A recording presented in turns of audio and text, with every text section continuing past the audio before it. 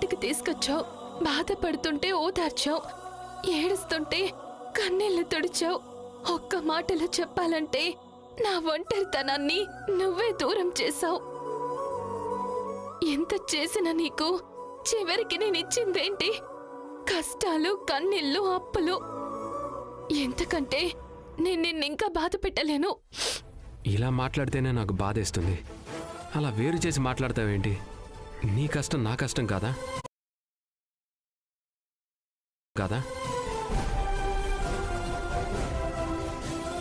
హర్ష, నీలాంటి ఫ్రెండ్ దొరకటం నిజంగా నా అదృష్టం. నువ్విచ్చిన ధైర్యంతోనే లైఫ్ లాంగ్ హ్యాపీగా బ్రతుకుతాను. గుడ్. ఎప్పుడు ఇలానే ఉండు. ఏ అవసరం వచ్చినా సరే జస్ట్ ఒక ఫోన్ చేయి చాలు, నేను వెంటనే వస్తాను. సరే, బాయ్.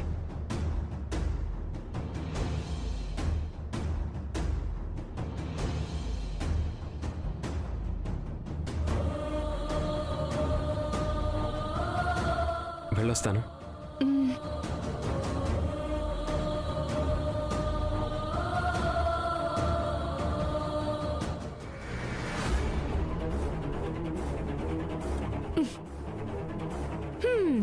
ప్రస్తుతానికి నన్ను వదిలి నువ్వు వెళ్ళిపోవచ్చు, కానీ ప్రతిరోజు నా కోసం ఇలా వస్తూనే ఉంటావు. మెల్లమెల్లగా నందినికి దూరం అవుతూనే ఉంటావు. నా వల్ల మీ మధ్య గొడవలొచ్చి ఏదో ఒకరోజు నువ్వు నా దగ్గరికి శాశ్వతంగా వచ్చేస్తావు. వచ్చేలా చేస్తాను.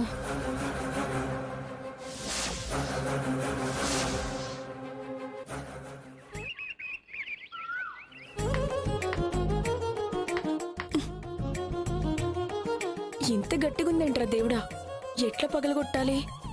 సుత్తి దొరికితే బాగుండు. నేనున్నా కదా వదినా. నువ్వు సుత్తివా? అట్లాంటివేంది వదినా? మజాక్లో అన్నాలే. వదినా అది ఇక్కడికి నేను పగల కొడతా. వద్దు, అత్తమ్మ చూసిందంటే దీంతో నన్నెత్తి పగలగొడుతుంది. నేను చూసుకుంటాలే. అరే ఊకో వదినా, అమ్మకి నేను చెప్తా. ఇవ్వు. ఇంతకీ కొబ్బరితో ఏం చేస్తున్నావు వదినా? చట్నీయే కదా? నీకది ఇష్టం కదా.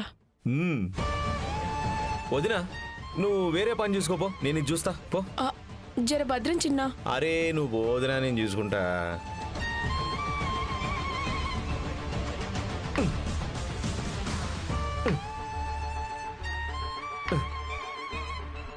నిజంగానే ఇది గట్టిగా పాడైంది. చిన్న చెయ్యి అదురుతుంది, రాయితోనో సుత్తితోనో కొట్టు. నా చేతి దెబ్బ సుత్తి దెబ్బ కంటే గట్టిగుంటది బాబాయ్.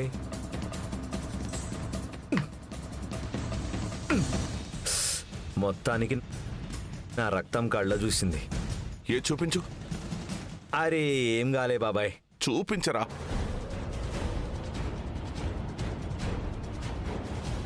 చెప్తూనే ఉన్నా చేత్తో వద్దురా అని. చూడేమైందో.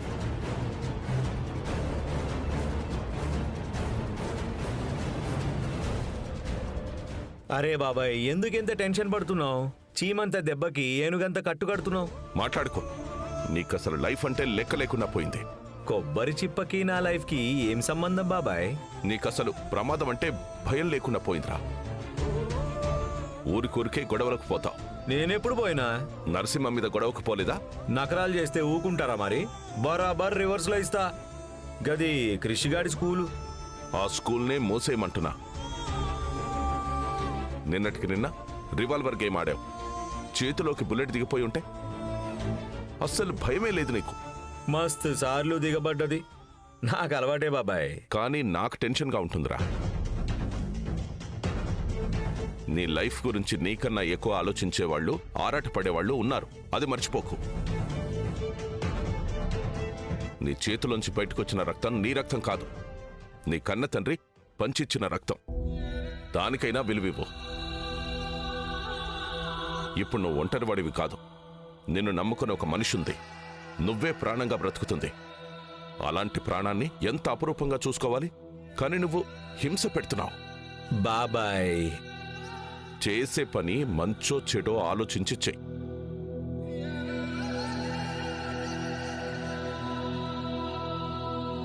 ఇప్పుడు ఏం చేసినా అని బాబాయ్ గింత క్లాస్ తీసుకుంటూ? అంతా ఆగి కొబ్బరి జిప్పతోనొచ్చింది. మామయ్య ఏమో క్రిష్ మీద ఆపేక్ష చూపిస్తున్నాడు. చిన్న మామయ్య సంజయ్ని అభిమానిస్తున్నాడు. నాకు తెలిసి క్రిష్ తన కొడుకే అని చిన్న మామయ్యకి తెలిసే ఉండాలి. లాభం లేదు, డైరెక్ట్గా అడిగేస్తాను.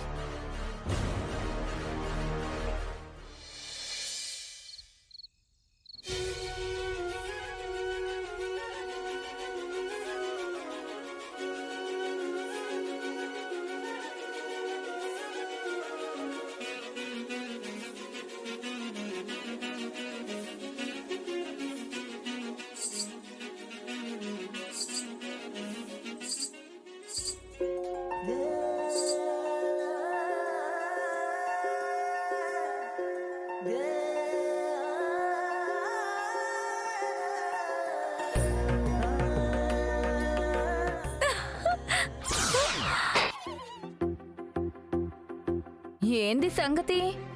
నేను అదే అడుగుతున్నా. ఏంటి సంగతి? నా రూంలోకొచ్చి వయ్యారాలు పోతుంది నువ్వు. ఎప్పుడూ లేని సింగారాలు చేసుకుంటున్నది నువ్వు. నడుము తిప్పుకుంటూ సోకులకు పోతుంది నువ్వు. మూతి తిప్పుకుంటూ మురిపాలు పోతున్నది నువ్వు. తప్పేందో ఈ రోజు కొత్తేంటో నీకెందుకు చెప్పాలా? నువ్వు చెప్పకపోతే నాకు తెలీదా ఏంటి? ఏం తెలుసు? ఇన్ని రోజులు కాలిలో ముల్లులా ఆ మైత్రి నిన్ను సతాయిస్తూ ఉండేది. అందుకే నిన్ను నువ్వు పట్టించుకోకుండా మైత్రి గురించే చిర్రుబుర్రులాడుతూ ఉండేదానివి. జిడ్డు మొహం వేసుకొని తిరుగుతూ తల పట్టుకుని కూర్చొని ఉండేదానివి. ఇప్పుడు మైత్రి చెక్కేసింది కదా, ఎంచక్కా షోకులు పోతున్నావు. మొగుడికి అందంగా కనపడాలని తెగ ఆరాటపడిపోతున్నావు. అవునా కాదా? ఏమో అనుకున్నా. అమ్మమ్మవి కూడా సీసీ కెమెరా కళ్ళే. నన్ను మంచిగానే కనిపెడుతున్నావు. అంత లేదమ్మా. అయినా నేను నీ వయసు దాటుకుని వచ్చిందాన్నే. ఆడదాని మనసు ఆ మాత్రం నాకు తెలీదా ఏంటి? తెలిసిన దానివే అయితే ఇంకా నువ్విక్కడే నిలబడవు. ఎందుకో? నా పెనిమిటి వచ్చే టైంలో ఇట్లా పానకంలో పుడకలెక్క అడ్డుగా నిలబడితే ఏమనర్థం? వెళ్ళిపోతానులేమ్మా. మర్చిపోతావేమో. ఈ మల్లెపూలు కూడా పెట్టుకోమ్మా. నా మనవడు మల్లెపూలంటే పడి చేస్తాడు. Thank you. పనిలో పని రూమ్ అంతా పెర్ఫ్యూమ్ గట్టిగా కొట్టు. వాడు రూమ్ నుంచి బయటికే రాడింకా. అంత అవసరం లేదులే. ఇది నేను స్ప్రే చేసుకుంటే నన్ను వదిలి ఎక్కడికి పోడు. హ, చూసిన సినిమా చాలు గాని ఇంక పోయి వస్తావా? నాకు వేరే పనులున్నాయి.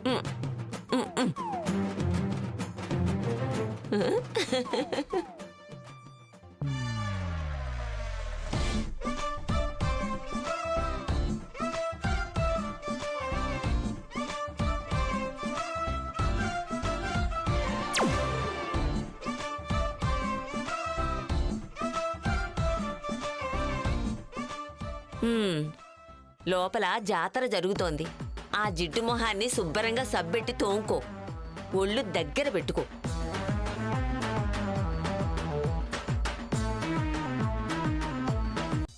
పెనిమిటి లోపలికి రాగానే నా కోసం ఎదుక్కుంటాడు. రంబలెక్క తయారైనా నన్ను చూసి అబ్బా అనుకుంటాడు.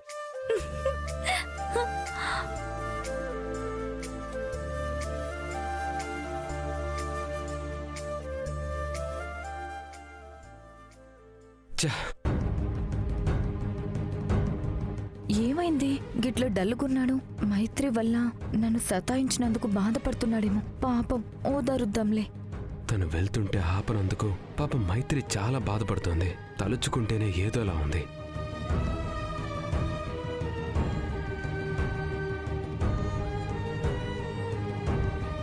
అప్పుడప్పుడు గిసువంటివి జరుగుతూ ఉంటాయి. నువ్వు కావాలని చేయలేదు కదా. కానీ కావాలని చేసినట్లే ఉంది. అరే ఇంకా మర్చిపో. మర్చిపోవడం నా వల్ల కావడం లేదు. నేనే ఈజీగా తీసుకుంటున్నా. నువ్వెందుకు బాధపడుతున్నావు? నువ్వు ఈజీగా తీసుకున్నా నేను తీసుకోలేకపోతున్నాను. జరిగిందే గుర్తొస్తోంది. మర్చిపో ప్లీజ్. ఎలా మర్చిపోను? తనని డ్రాప్ చేసి వస్తుంటే మైత్రి ఎంత దిగులు పడుతుందో తెలుసా? బాధగా ఉండదా చెప్పు? నువ్వు బాధపడుతూ మూతి ముడుచుకొని కూర్చుంది మైత్రి కోసమా? మరేమనుకున్నావు? ఒకసారి నిలబడు. నిలబడమని చెప్తున్నానా? గంట సంధి నీకోసం కష్టపడి రెడీ అయితే కనీసం నా దిక్కు చూడవా? నేనెట్లున్నానో చెప్పవా? మీదికెళ్ళి మైత్రి గురించి ఏడుపులా? రా చెప్తాను. నందిని రా. రా నందిని ప్లీజ్ చెప్తాను. దా. నందిని రాత్రంతా రూమ్లోకి రాకు. పో పో. నందిని